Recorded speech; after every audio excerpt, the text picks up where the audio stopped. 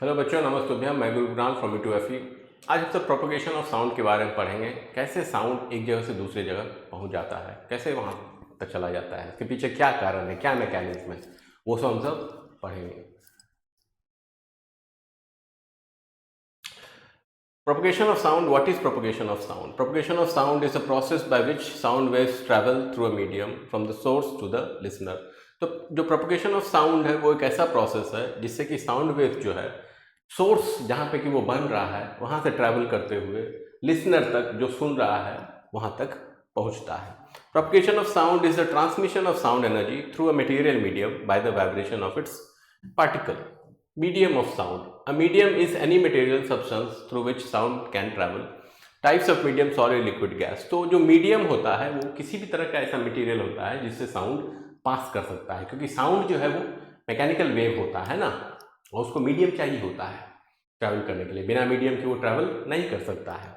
तो इसीलिए किसी प्रकार का मीडियम, चाहे वो सॉलिड हो, लिक्विड हो, गैस हो, वो मीडियम कहलाता है जिससे कि साउंड ट्रैवल कर सकता है। फॉर एग्जाम्पल हवा हो गया, या पानी हो गया, या है कि नहीं, स्टील हो गया, आयरन रॉड हो गया, वुडन टेबल हो गया, ये सारा मीडियम की तरह काम करता है। Important point, sound requires material medium. Sound can not travel in vacuum because there are no particles to vibrate and transfer energy.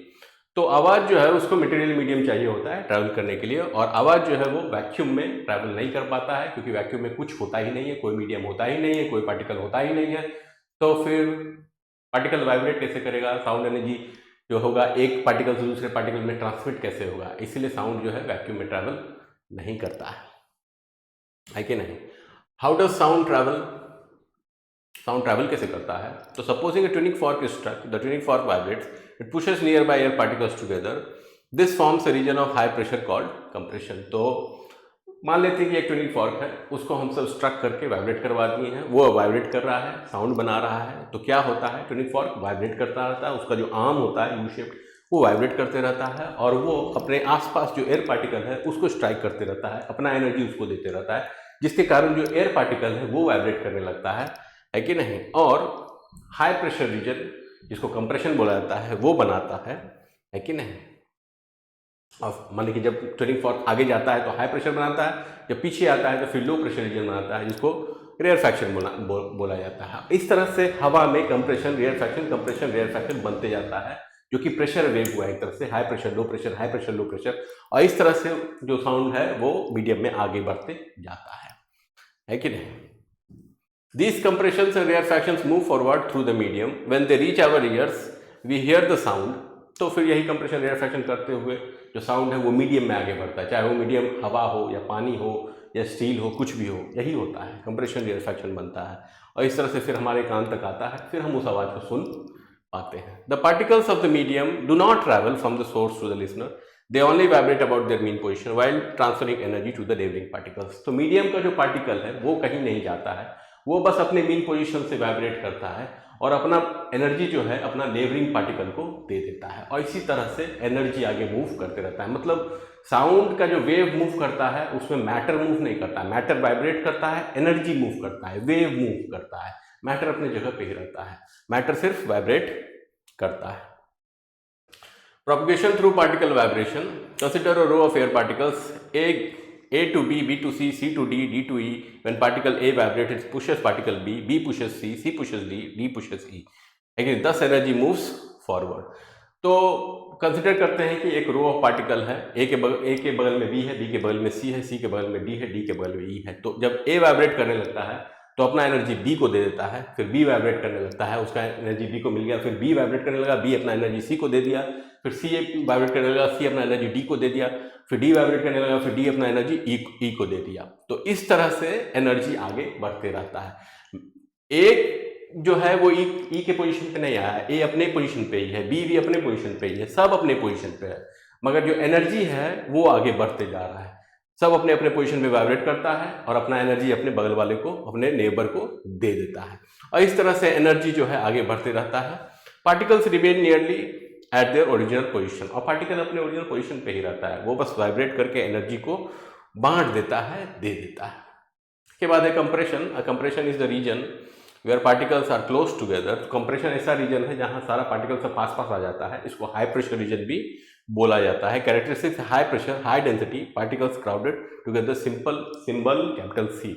तो हाई प्रेशर रीजन है, हाई डेंसिटी रीजन है, पार्टिकल सब जो है क्राउडेड हो जाता है, पास पास आ जाता है, इसको कैपिटल सी से हम सब डिनोट करते हैं। ये ट्रफ के जैसा हुआ है कि नहीं। इसके बाद rarefaction is the region where particles are far apart, characteristic low pressure low density particles spread apart.